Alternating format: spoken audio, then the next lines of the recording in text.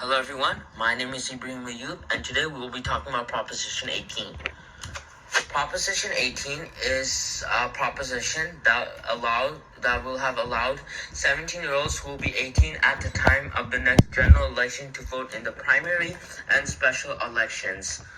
So to give you some current context, as of 2020, 18 states, along with the nation's capital, Washington, D.C., have approved of this proposition, which means 18-year-olds who just turned 18 in November were allowed to vote in this year's election. But today we will be talking about something different. We'll be talking about proposition in the state of California. So as you probably know, if you just turned 18, you couldn't vote in the election, which means this proposition has not been allowed yet in California. But I believe we are on our way to making it happen. And first, let me give you context of what's going on.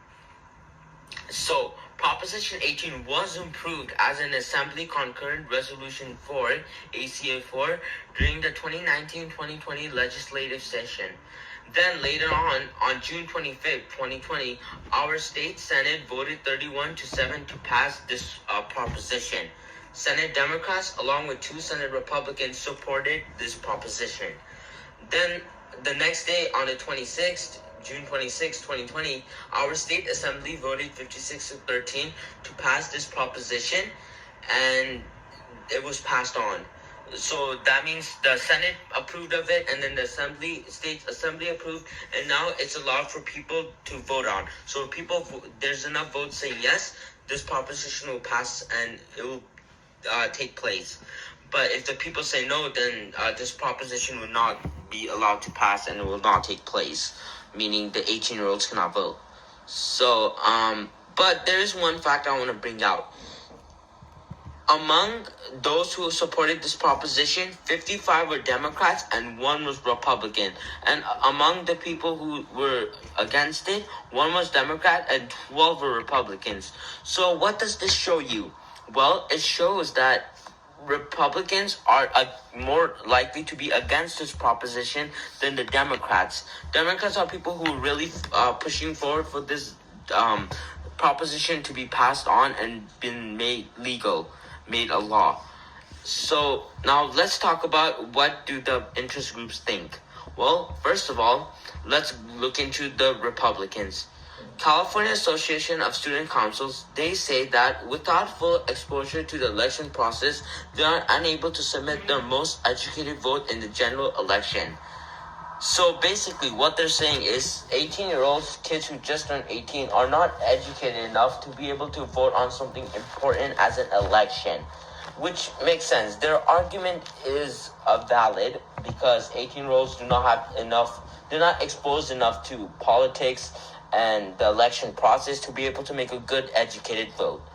And then the Election Integrity Project of California says science affirms that the reasoning and logic portion of their brains is not biologically fully developed.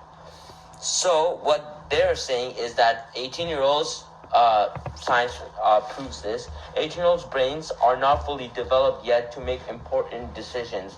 The reasoning and logic portion of our brains is still developing till we reach the age of 25. And that also makes a valid point because they're saying that our brains aren't fully logically developed, so we can't make a very good educated logic decision. And now I want to talk about the Democrat side. Evan Lowe talks about how we already trust people at this age with the responsibility to enlist in the military so that they can protect and serve Americans' interests at home and abroad.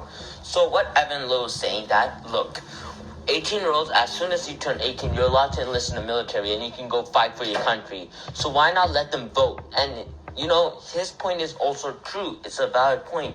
If you're letting these kids go fight for you, you should also let them vote and make decisions for our country. Someone else said, Kevin Mullin, we also count on young people to contribute to the economy before they turn 18. Many young people have already been working and paying taxes for a couple of years by the time they turn 18. shouldering significant responsibilities as part-time workers or full-employed brain-winders who support their family. We can count on them to pay taxes that fuel our economy. Now here, Kevin Mullin makes a very good point. He's basically saying that, look, 16, 17-year-olds work, and by the time they make a certain amount, they have to start paying taxes. And if we trust them to make taxes, paying taxes is such a good responsibility at that age, because they're probably part-time employed. You're not fully employed as a teenager. If we count on them to make pay taxes and contribute to the economy, why not let them vote? Because they already have such a big responsibility on paying taxes, they should be able to vote. And that's also a valid point. And now, for advertising, the Republicans, the people that are against this, really have not advertised the law. They've just spoke about it in assemblies and in the media. They've just spoke about it. But the Democrats, a lot of people have donated over $1 million for this cause, and they've still lost. And that just shows you that I feel like for this proposition, it'll take more than donations to get it done. Because I feel like the Democrats have a very good point, and they are right in a way, and the Democrats are right in a way. So, in conclusion, my opinion is that I believe that 17, 18-year-olds should not be allowed to vote because, as the Republicans have said, our brains are still developing. And some have also said that our opinions are mostly shaped by our parents, so we can, make our own educated guess. Our opinions aren't really like ours. They're influenced by other people. So, yeah, thank you for listening to my presentation.